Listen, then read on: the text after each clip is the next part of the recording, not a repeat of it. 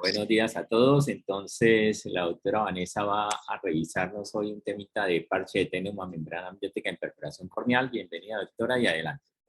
Gracias. Bueno, buenos días a todos. Hoy vamos a revisar el tema de parche de Tenon más membrana amniótica en perforación corneal. Antes que todo, recordemos que la cápsula de Tenon es tejido conectivo, es fibroso, elástico, vascular. Él se encarga de rodear el globo ocular desde la córnea hasta el nervio óptico.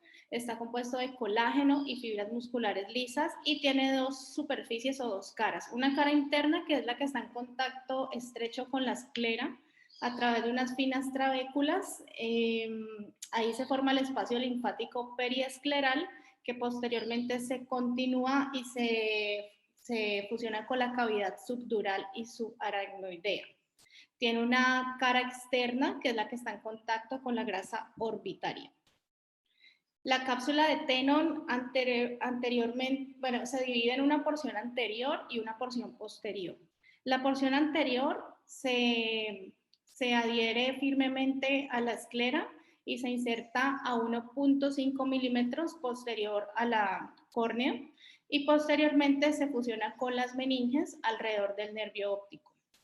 Inferiormente, la cápsula de Tenon se engruesa y forma como una especie de ligamento en forma de hamaca que le da sostén al globo ocular. Ese se conoce como ligamento de Lockwood y tiene su inserción medial en la cresta lagrimal posterior y su inserción lateral en el tubérculo lateral de la órbita. Y está formado, además de Tenon, este ligamento, por fibras del recto inferior, de los retractores inferiores y del septo intermuscular. La cápsula de Tenon recibe su nombre gracias al médico patólogo cirujano francés Jacques Reret-Tenon. Posteriormente, la cápsula está perforada por los nervios y los vasos ciliares, por las venas vorticosas, y lo que divide la porción anterior de la posterior es la inserción de los músculos extraoculares. La cápsula de Tenon anterior es más gruesa, más blanca, más fibrótica, mientras que la posterior es más fina, más translúcida, más delgada. Respecto a la membrana amniótica, que es el otro componente del que vamos a hablar ahora, esta mide entre 0.02 y 0.5 milímetros de grueso.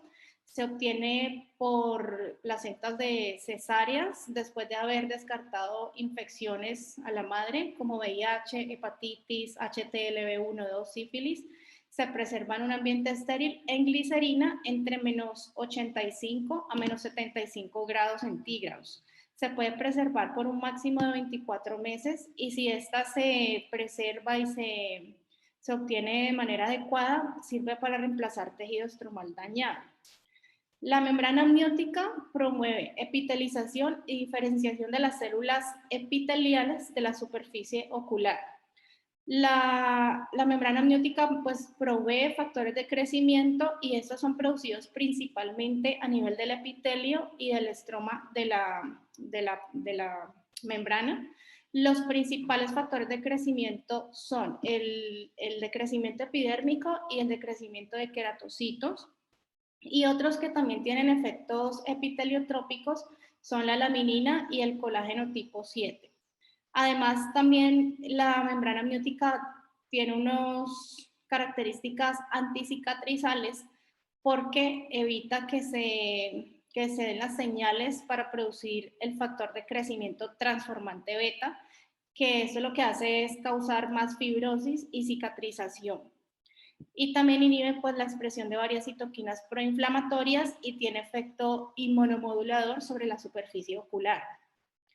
Las indicaciones para trasplante de membrana amniótica son estas que vemos acá, según si hay lesiones de córnea o lesiones de conjuntiva. En lesiones de córnea, cuando hay defectos epiteliales persistentes, úlceras corneales, quemaduras químicas agudas, o cuando se van a remover lesiones epiteliales o subepiteliales, ya sea cicatrices, queratopatía en banda, tumores, para queratopatía bulosa dolorosa, o cuando hay deficiencia parcial o completa de células limbares. mientras que para las lesiones conjuntivales se utilizan en quemaduras químicas agudas, síndrome de Stevens-Johnson, para defectos conjuntivales grandes después de haber removido tumores o otras lesiones, para reconstrucción de fornix, ganoftalmia, revisiones de ampollas, adelgazamiento de esclera y cirugía de pterigio. Los principales objetivos que cumple pues, la membrana amniótica es promover la epitelización, disminuir el dolor y minimizar la inflamación en la superficie ocular. Hay varias técnicas para realizar el trasplante de membrana amniótica. Entonces está la técnica de inlay o el injerto, en la que lo que se busca es que la membrana se integre a la córnea como un sustituto de una membrana basal permanente. Esta está indicada pues, en defectos epiteliales persistentes, úlceras corneales, y se sutura con nylon 10-0 con la cara epitelial hacia afuera. Antes de eso, pues se debe debridar la herida para que eso promueva que las células epiteliales de los lados sanos migren y crezcan encima de la membrana y la integren. Cuando hay defectos profundos, se pueden utilizar varias capas de membrana amniótica. Esta es una fotografía de un ejemplo de técnica inlay. En la foto del lado izquierdo vemos que hay una úlcera corneal infecciosa que está demarcada por unos asteriscos. Y esta es una foto prequirúrgica. En la foto del centro ya se ha suturado la membrana amniótica.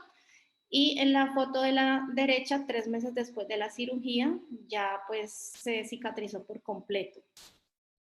Está la otra técnica que se llama onlay o de parche, que a diferencia de la anterior no busca integrar la membrana amniótica en la córnea, sino que sirva como un parche temporal. Entonces aquí no interesa por qué el lado de la membrana se suture, se corta un pedazo grande de membrana y se coloca sobre la superficie ocular, como vemos aquí en la fotografía. Se cortan los restos pues, que sobren y luego se sutura, ya sea a la epiesclera o a la conjuntiva, con nylon 10-0 o con Vicryl 8-0. Esta técnica está indicada en caso de quemaduras químicas agudas o síndrome de Stevens-Johnson, y este parche se cae solo en más o menos en 2 semanas. Y está la técnica combinada.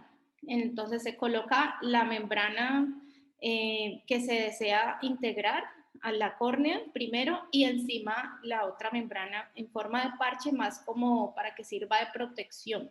Y esta alcanza una tasa de éxito entre el 65 al 80%. Entonces ya pues revisando los artículos que nos hablan sobre el parche de Teno, está este estudio que es un reporte de caso en el que se siguió el caso de un paciente durante 4 años. Este tuvo una perforación corneal secundaria a una queratitis neurotrófica. Se trataba de un hombre de 60 años que tenía un cuadro clínico de 1 mes y medio de dolor, lagrimeo, disminución de la agudeza visual en el ojo izquierdo. Lo habían manejado, pues le diagnosticaron un herpes zóster oftálmico y lo trataron con esteroides tópicos, antibióticos y valaciclovir 400 miligramos 2 veces al día. Sin embargo, pues el paciente, a pesar del tratamiento, desarrolló una perforación corneal y alcanzó una visión de cuentadedos. Además, tenía unas lesiones vesiculares en la distribución dermatológica de B1. Cuando llegó al servicio de urgencias pues de los autores de este artículo, él ya tenía un parche de cianoacrilato en el sitio de la perforación, pero este parche no estaba sellando completamente porque seguía filtrando. Era un defecto pues paracentral de aproximadamente 3 por 3 milímetros, tenía encima también un lente de contacto y la cámara estaba estrecha, el globo estaba hipotónico. Esta es la foto del ojo cuando llegó al servicio de urgencias. Acá en la flecha negra vemos el área de la perforación y todo esto blanco es el cianoacrilato pues, que está disperso sobre la superficie corneal y encima está el lente de contacto. Cuando el paciente pues, lo Antes de llevarlo a cirugía, intentaron colocarle otro parche de cianoacrilato, pero pues no hubo éxito, entonces allí decidieron llevarlo a cirugía y retiraron el cianoacrilato que estaba adherido a la córnea, y acá pues se visualiza mejor eh, el área de la perforación corneal, y esta línea amarilla punteada indica el defecto epitelial que dejó después de despegar el cianoacrilato. Entonces decidieron dejarle un parche de Tenon de 4 por 4 milímetros. La Tenon se extrajo de la parte superior de la conjuntiva, se implantó en el sitio de la perforación. Y encima le colocaron un glue de fibrina y lo suturaron con nylon 10-0, y encima de eso le colocaron la membrana amniótica sobre el tapón de Tenon, reformaron la cámara anterior con aire, solución salina balanceada, y posteriormente pues revisaron que no estuviera filtrando la herida y colocaron otra membrana amniótica sobre el defecto, o sea, como la técnica combinada. Y luego realizaron tarsorrafia medial y lateral con Vicril 6-0. Esta es una fotografía intraoperatoria. En la foto del lado izquierdo vemos pues, el parche de Tenon, de este blanco, con el glue de fibrina encima. Y acá ya tiene, en la foto del lado derecho, con la membrana amniótica y ya con aire para reformar la cámara anterior. Esta es otra fotografía del mismo paciente, la foto C, que es a los 3 meses postoperatorios. Ya hay epitelización completa del defecto, y pues aquí todavía tiene la tarsorrafia medial y lateral. Y en la foto D, que fue a los 32 meses después de la cirugía, vemos que ya hay una cicatrización completa y una vascularización escasa aquí periférica. En el posquirúrgico de este paciente dejaron prednisolona al 1% 6 veces al día, moxifloxacina 4 veces al día, lubricantes, y continuaron con aciclovir profiláctico 800 miligramos 2 veces al día. Ellos realizaron seguimiento al primer y al segundo día postoperatorio, luego a la semana 2, luego a los 3 y a los 6 meses, y así lo siguieron cada 6 meses hasta completar 4 años. A los 3 meses, la agudeza visual del ojo afectado era 20/80. Recordemos que cuando él llegó estaba en cuentadedos. Y 15 meses después del seguimiento de la cirugía, el paciente ya estaba nuevamente en cuentadedos, pero porque había desarrollado una catarata. Él continuó con el aciclovir oral por 22 meses después del inicio de la infección, y después de que él lo suspendió no presentó más recurrencias. Y pues una cosa que llama la atención acá fue que el paciente, con este parche y todo de Tenon que había tenido meses atrás, pudo ser operado de catarata 10 meses después de haber suspendido la profilaxis con el aciclovir. O sea, es decir que este parche de Tenon da pues como la suficiente fuerza tensil para soportar este tipo de cirugías. Acá vemos un OCT de segmento anterior a los 3 meses postquirúrgicos, donde se aprecia el área donde está el parche de Tenon, que es este de acá, hiperreflectivo. A los 22 meses, acá vemos que ya se va homogenizado más el epitelio, y esta fotografía de las últimas son las de 32 meses postquirúrgicos, donde midieron el área de adelgazamiento, que medía 142 micras. En la discusión, los autores pues indican que el parche de Tenon no vasculariza tanto como los flaps conjuntivales. Pues es un tejido que es fácil de obtener, no es costoso, no depende de bancos de tejidos, no hay riesgo de transmitir enfermedades porque es un tejido autólogo. Y el parche Tenon tiene unos fibroblastos que ayudan a que se incorpore en la córnea sin causar una cicatrización extensa. No genera volumen, o sea, no va a quedar una córnea súper engrosada, sino que pues queda casi a nivel del área adelgazada en el sitio de la perforación. Este otro estudio, que es un un estudio retrospectivo donde reportan los casos de 31 pacientes que presentaron perforación corneal y se manejaron con parche tenue. Antes de hablar de este artículo, les voy a mostrar este video que es de estos autores, donde este video no tiene audio, entonces yo les voy a ir explicando qué se hizo. Las cirugías fueron realizadas por 2 cirujanos expertos. La anestesia fue con bloqueo perivulvar o anestesia general. Entonces, en el sitio de la perforación se realizó como un bolsillo en el estroma del área perforada por los 360 grados de la perforación con un crescent. Luego se retiró la tenon de la parte superior, fuera temporal o nasal, disecando la conjuntiva y la tenon con unas tijeras de vanas. Ellos marcaron el área donde iban a retirar la tenon, cortaron la tenon donante y la ubicaron en el sitio de la perforación y la empezaron a suturar a la córnea receptora.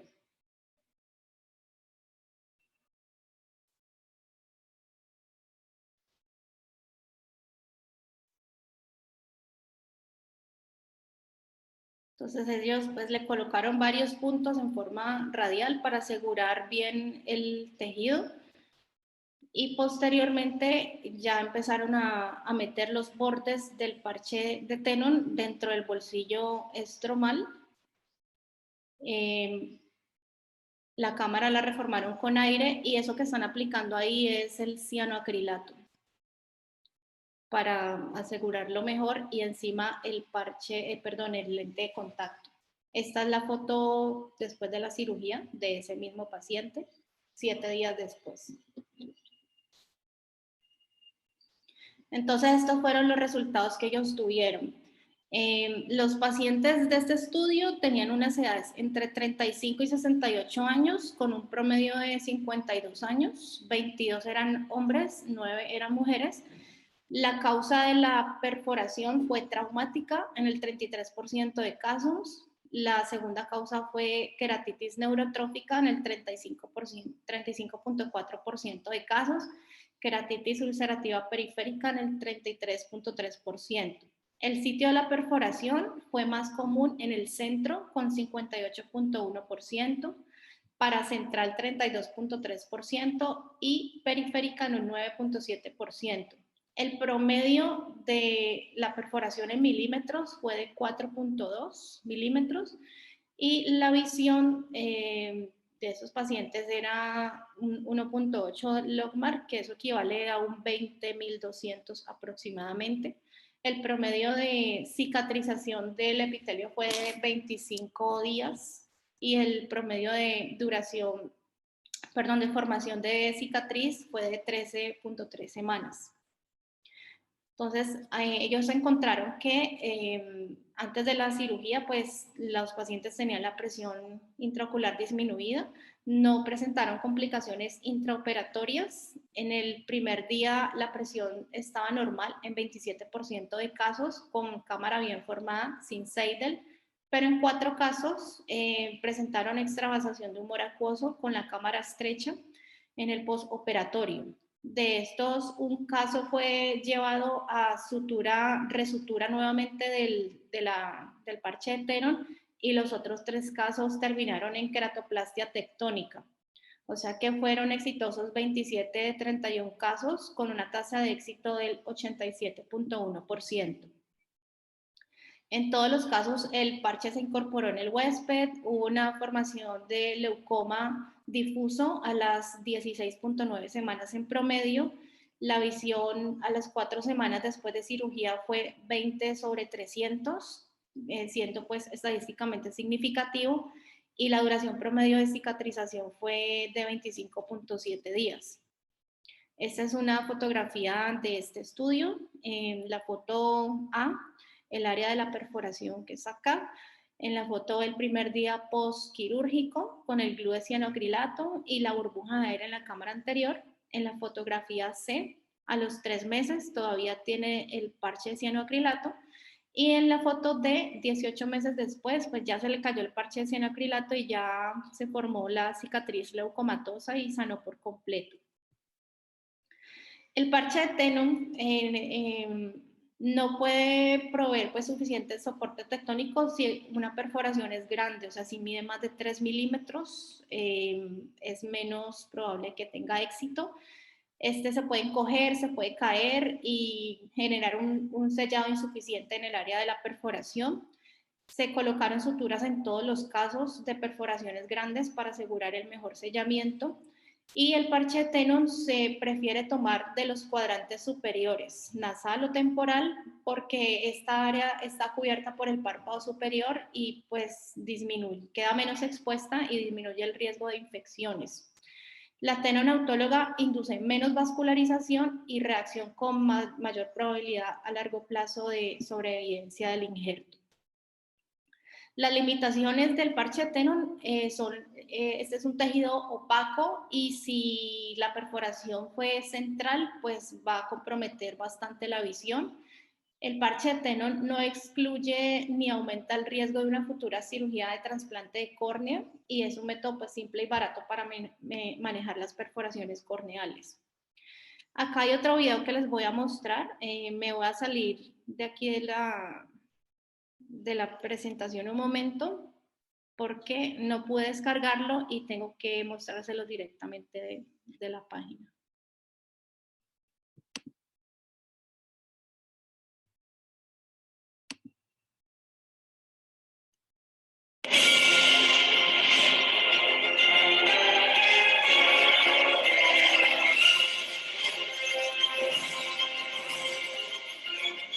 Ulceration due to infection, immunologic.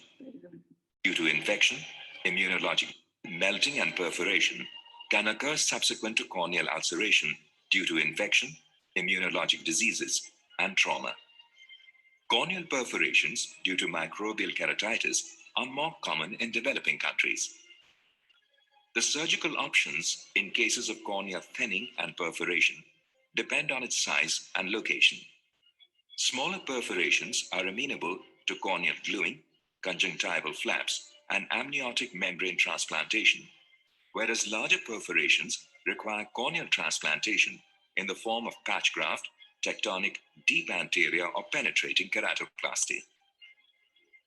Corneal gluing works best for thinning or perforations less than 3 millimeters in size. Cyanoacrylate glue is successful only in 32 to 44% of cases. Its success in perforation caused by herpes simplex keratitis is very poor. Moreover, in peripheral ulcers, it gets dislodged easily as it does not stick to conjunctiva. In larger perforations, contiguous drape patches may be required. Biological tissue adhesives, such as fibrin glue, degrade faster than cyanoacrylate glue, have no bacteriostatic action, and there is a risk of transmission of prion or viral diseases with use of bovine products in its constituents. Conjunctival flaps are used in corneal thinning disorders. However, they are not appropriate for active suppurative keratitis or in cases where frank perforation is there as the leak continues under the flap. Amniotic membrane transplantation, single or multilayered, may be used in small corneal perforations. This allows rapid reconstruction of corneal surface and gives optimal functional result and helps to defer a keratoplasty under more favorable conditions. A large corneal perforation greater than 3 millimeter diameter is not amenable to corneal gluing and requires therapeutic keratoplasty. Depending on the size of perforation, a small diameter patch graft or large diameter keratoplasty is performed, which may be partial or full thickness, depending on the depth of involvement. However, corneal transplantation requires the immediate availability of corneal tissue in emergency setting and is associated with various intraoperative and postoperative complications in an inflamed eye. We will now demonstrate the novel use of autologous Tenon's patch graft that is single or multilayered, anchored with cyanoacrylate glue or sutures in case of corneal thinning and perforations which are up to 4 millimeters in size. Tenon's capsule consists of an anterior thick fibrous tissue with smooth muscle fibers and a posterior thin fibrous capsule of the orbital fat. We hypothesize that Tennant's graft may provide autologous fibroblasts and connective tissue for the healing phase. The surgery may be performed under topical anesthesia. The area surrounding the perforation is cleaned, and any mucus, necrotic tissue, and adjacent epithelium is removed. Corneal surface is kept dry. A 3 mm mark is made with a skin biopsy punch. After creating a clean edge, a stromal pocket extending about 1 mm is created all around the site of perforation. This is reinforced using a blunt crescent blade. Subsequently, a nick is given in the conjunctiva, and Tennant's capsule is harvested from the inferotemporal quadrant of the same eye. Extra bits of tissue are excised, and a near circular patch of Tennant's is fashioned. Anterior chamber is formed by injecting air intracamerally. The Tennant's patch is then positioned over the corneal perforation, and its edges are gently tucked into the previously created corneal stromal pocket.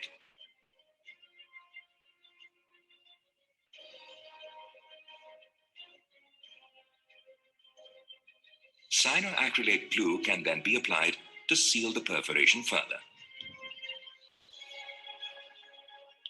At the end of the procedure, a bandage contact lens is placed over the cornea. In cases of larger perforations, 10-0 monofilament nylon sutures may be used to anchor the Tennant's patch to the recipient cornea.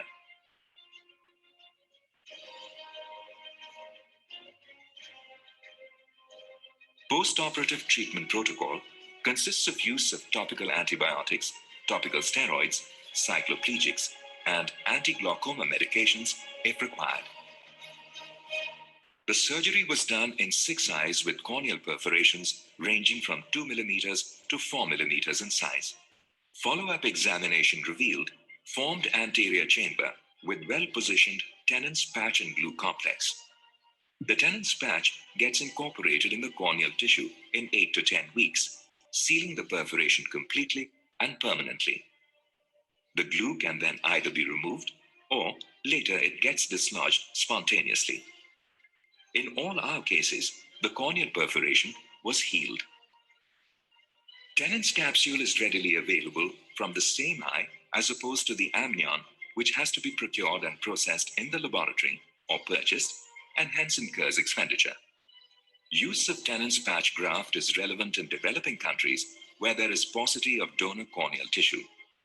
It is autologous and therefore eliminates any risk of graft rejection or transmission of diseases. Also, it does not preclude or increase the risk of future corneal transplantation surgery if required for visual rehabilitation.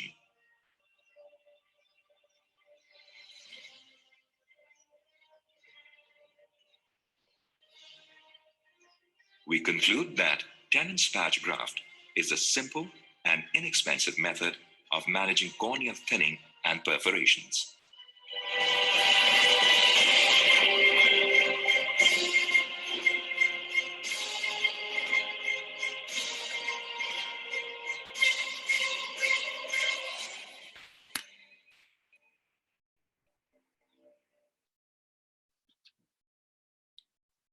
Bueno, entonces continuando acá con la presentación. Ese es el cuadro sinóptico del final del video, entonces, que resume el manejo.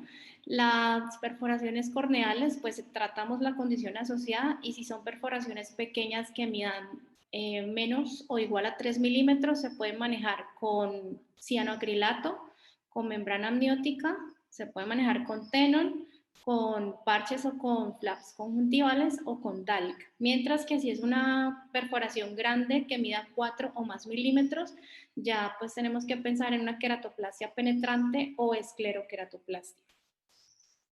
Recomendaciones para cubrimiento con parche de Tenon en perforaciones corneales. Entonces se recomienda que el injerto debe ser un poco más grande que el área de la perforación, Para preparar el huésped se deben limpiar primero los detritus que estén sobre la superficie corneal y se debe remover el epitelio rodeándolo 2 milímetros alrededor de la perforación con una aguja 26G.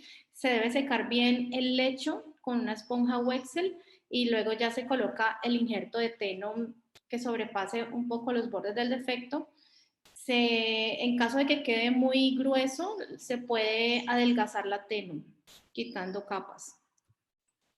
Esa es la forma en la cual se recomienda aplicar el cianoacrilato. Entonces, con la aguja, una agujita de insulina, metemos la aguja dentro del frasco donde esté el glue y se inclina la aguja hacia abajo para que la gota ruede hasta la punta de esa aguja y ponemos en contacto la gota, que aquí está en verde, con la superficie del parche de Tenon, rodeándola por 360 grados para asegurar un buen sellamiento.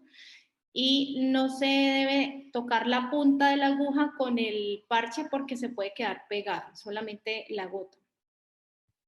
Y luego se deja secar bien para que se polimerice y luego ya se coloca el lente de contacto. Esta es una fotografía aquí está la perforación, esta que está aquí hacia el lado periférico.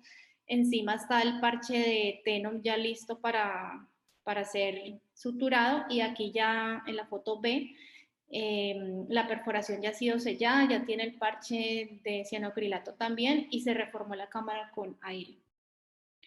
Otra recomendación es que la cámara anterior se reforme idealmente con aire, con una aguja 30G, evitar aplicar fluido por riesgo de desarrollar glaucoma maligno. Y cuando se pegue, cuando el pegante seque, se irriga la superficie ocular, se completa la polimerización, se coloca el lente de contacto y en el postquirúrgico se puede dejar atropina al 1% para ayudar a que el diafragma iris cristalino se desplace hacia atrás y se forme mejor la cámara anterior. Conclusiones. El parche de Tenon pues, tiene buenos resultados anatómicos, funcionales, tiene una buena integración y cicatrización al tejido receptor, tiene una suficiente fuerza tensil para soportar otras cirugías del ojo como una facomulsificación, es costo efectivo, no hay riesgo de rechazo ni de transmisión de enfermedades porque es un tejido autólogo. Y la membrana amniótica pues, posee propiedades biológicas que promueven la cicatrización en varios desórdenes de la superficie ocular. Y eso es todo. Pero Vanessa, excelente la charla, la felicito, muy, muy interesante. Gracias, doctor. Sí, no, es una alternativa definitivamente que han demostrado estos grupos de colegas, sobre todo de la India, que funciona. No sé si alguno de los especialistas del segmento anterior quiere hacer algún comentario.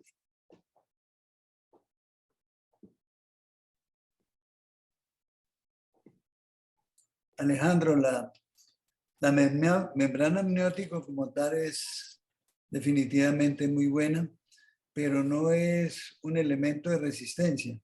Entonces, cuando se tiene una úlcera, yo creo que membrana amniótica, si la córnea está muy delgada, como las heridas y cosas, no es la solución, sino es poner el parche escleral y encima del parche escleral poner la membrana amniótica.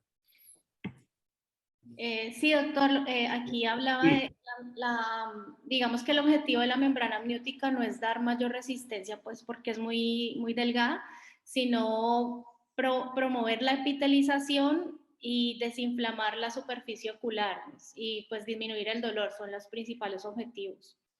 Correcto, exacto. Digamos que lo que pues, en este caso sería el parche, pues en lugar de parche escleral, lo que proponen ellos es usar el parche de Tenon, autólogo, que parece que podría ser una alternativa también, ¿no? Sí.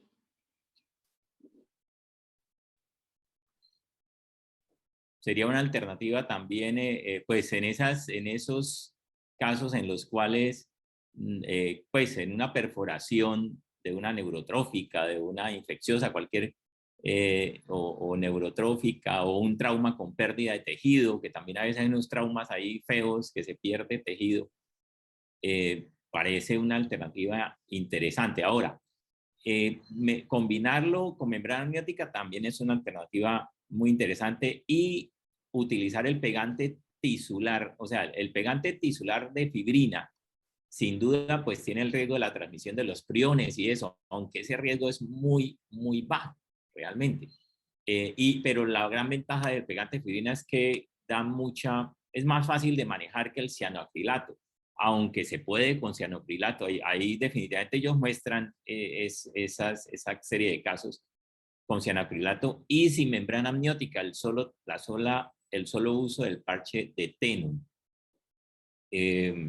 Pues definitivamente es una alternativa que, como dicen ellos, tiene la gran ventaja de la disponibilidad, ¿cierto? Que es un elemento autólogo y que puede solucionar la situación en estos casos de urgencia.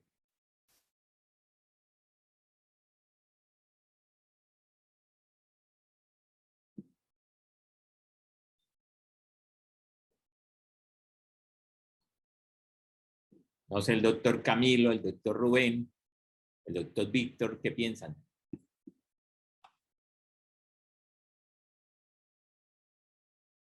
No, sí, lo que usted decía, Doc, o sea, una alternativa y sobre todo la facilidad que se tiene de sacar esa Tenon si no hay disponibilidad de otro tejido, pues me parece una muy buena opción. Sí, otra cosa que estoy pensando es que de pronto el concepto que tenemos en los recubrimientos conjuntivales, los colgajos conjuntivales, tipo Gundersen o por deslizamiento, que somos como a veces, o éramos, pues, yo hace muchos años pues no hago eso, pero, o sea, pero recuerdo que éramos obsesivos en dejarlo muy delgado, y de hecho a veces uno perforaba la conjuntiva. Entonces, pensando en la retracción, pero a la larga, la Tenon no es tan mala, porque efectivamente la Tenon es colágeno y fibroblastos. Y vemos que esa Tenon, de todos modos, se integra bastante bien. Vean que la opacidad no es tan... De hecho, se ve menos opaca que los parches esclerales cuando uno ponía los parches. Hay como un micrófono, ahí que los parches esclerales que se integran. Es como Benjamín está queriendo hablar. Benjamín que está participando, sí.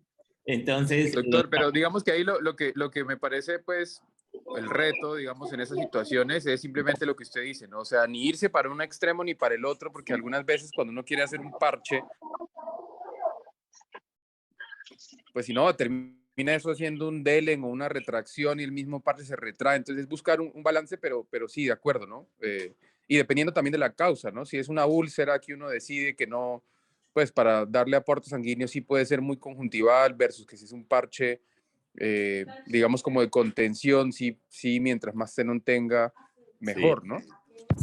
Sí, eso es cierto. Ahora, nosotros, no me acuerdo, estaba haciendo memoria, yo me acuerdo de un caso que el doctor Galvis me ayudó a salir de ese atolladero. No sé si él se acuerda, eso fue hace muchos años. Un paciente de un artisán, de afaquia, de esos miopes altos, de menos 20 por allá. Y le hice una incisión escleral, y esas escleras, de esas delgaditas, se la hice con tunelización y todo, y le puse su artisán.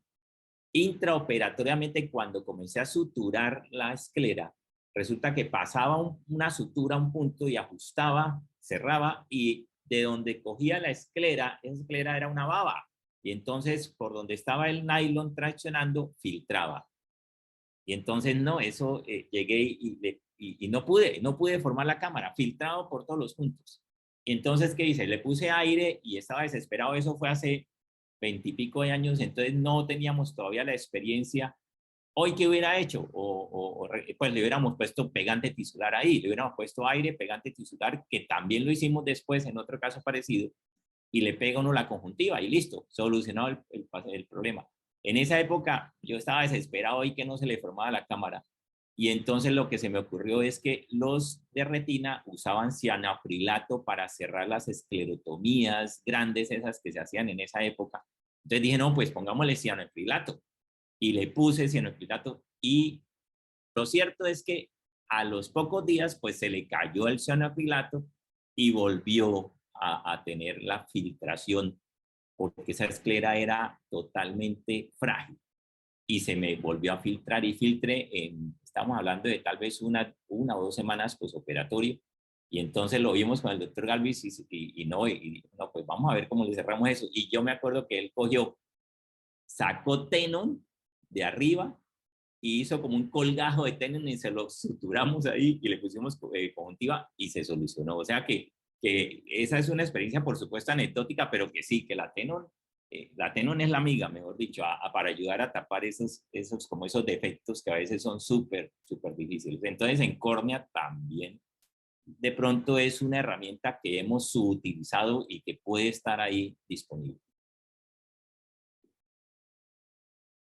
Bueno, doctora Vanessa, felicitaciones de nuevo, excelente presentación. Y muchas gracias a todos.